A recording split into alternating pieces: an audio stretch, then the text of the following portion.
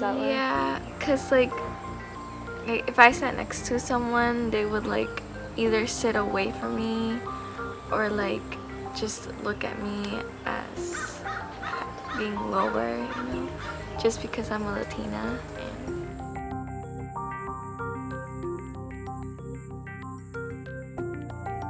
And the other thing too is you can't really say anything. I mean, you can't generalize about the population because there are some kids who are struggling, and there are some kids, and there are some white kids who are struggling, and then there are some brown kids who are struggling, and then there are some.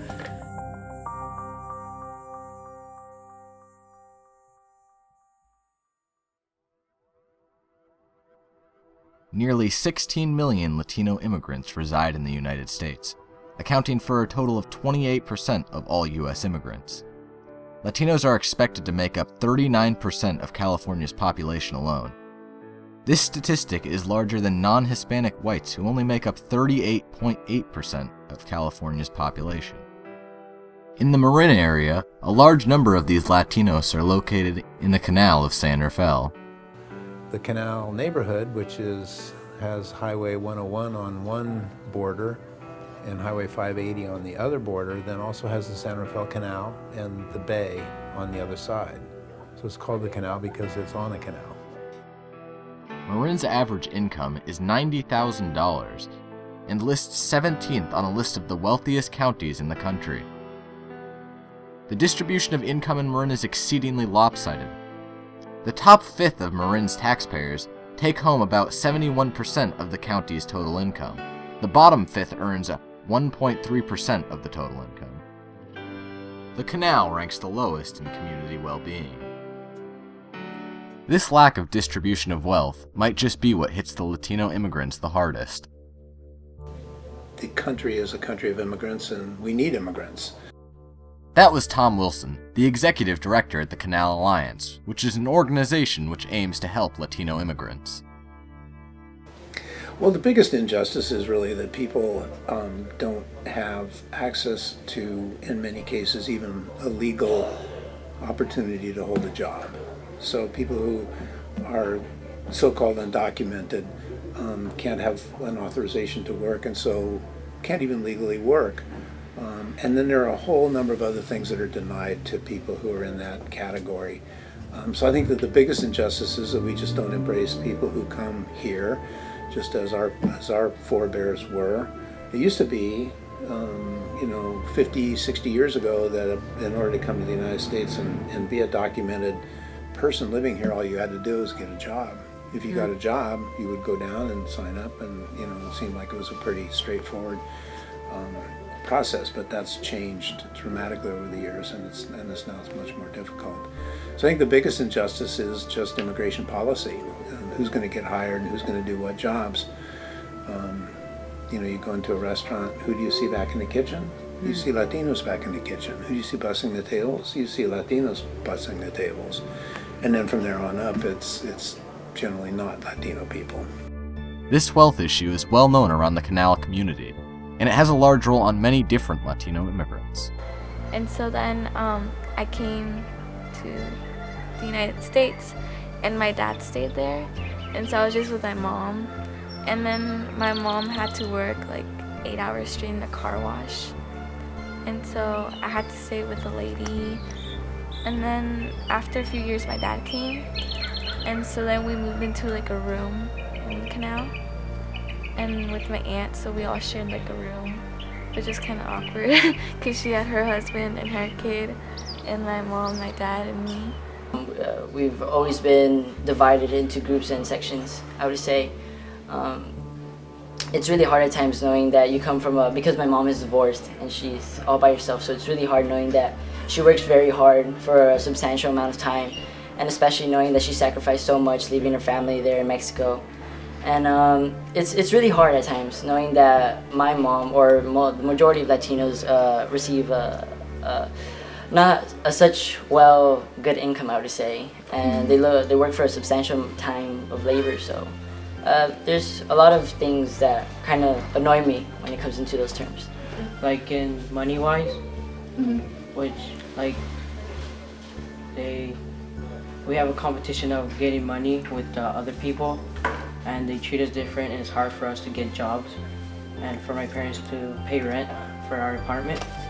Yeah, I mean, you know, when you go out to like the grocery store, you go to the mall, and you know, people kind of give you looks, or they kind of suppose that you can't pay for something that's kind of expensive.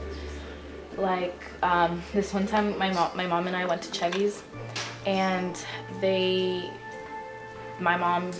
like obviously asked her for her ID when she like ordered a drink, and they what's it called? They gave it back to her and told her that they couldn't give her the drink because the license wasn't from California, even though it was.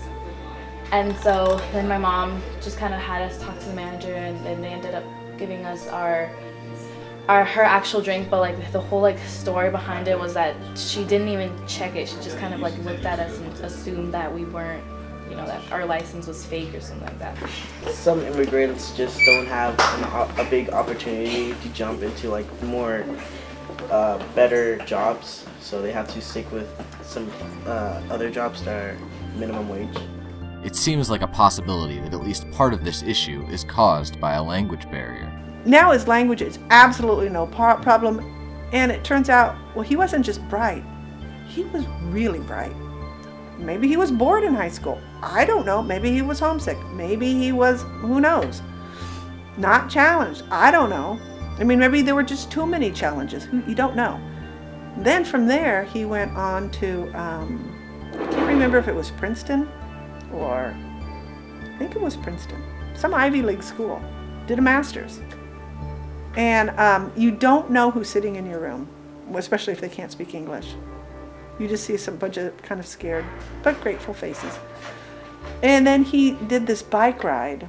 He got, his thing became, hey wait, that was a struggle for me to get into I had to pay. No one else had to pay. I had to pay. Money I didn't have. Now it's fine because he's like a financier of some kind. He's fine and bilingual and biliterate. But he ended up doing this bike ride where he got people to ride their bikes from here to Los Angeles, and it's a 500-mile bike something, and just to raise money, because he wanted to raise money and awareness so that people would know that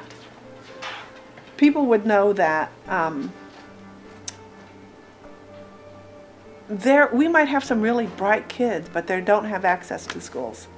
And if you knew you couldn't go to college, would you try so hard in high school?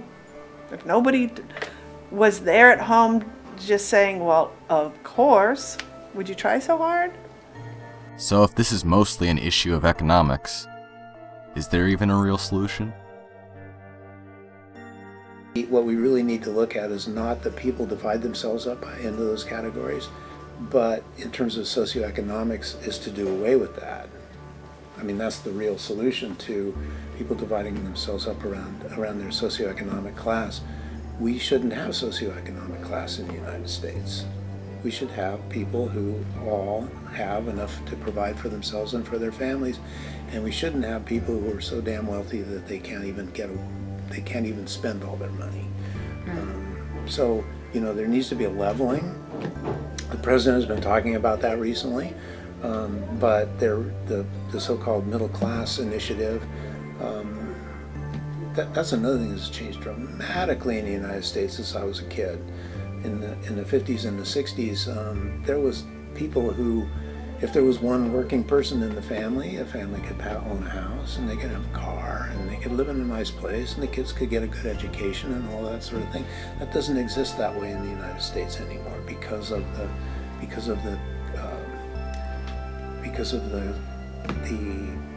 collection of wealth in the hands of a few, and a lot of people don't have any at all. So that inequality in socioeconomics is something that really, that's the problem. It's not that people divide themselves up that way, but that there is a way to divide themselves that's identifiable in that way. However, one of the biggest changes that I've ever seen in people is when they have met somebody and they become friends. And that often happens around an employment relationship, oddly enough. got somebody cleaning my house. You know, she's a really nice person, and first thing you know, we're kind of friends, and then first thing you know, our families get to know each other, and then suddenly there's not a difference. Suddenly something happens. There was a group here in the neighborhood, which doesn't exist any longer. The group doesn't, the neighborhood does, that were very anti-immigrant. And one of the leaders in that group was a man named Lloyd. And Lloyd, after some time, he was an older man, he retired, he moved away, I didn't hear from him for years. And one day my phone rang, and it was Lloyd. He said, "Hey, Tom, do you remember me?" And I said, "Of course I remember you." And he said, "Well, you know, I retired and I moved to Mexico." And he said, I met a family down here, and they have a little girl who needs eye surgery that they can't get in Mexico. Could you help me get her a visa?" And I said, "I'd be glad to, Lloyd."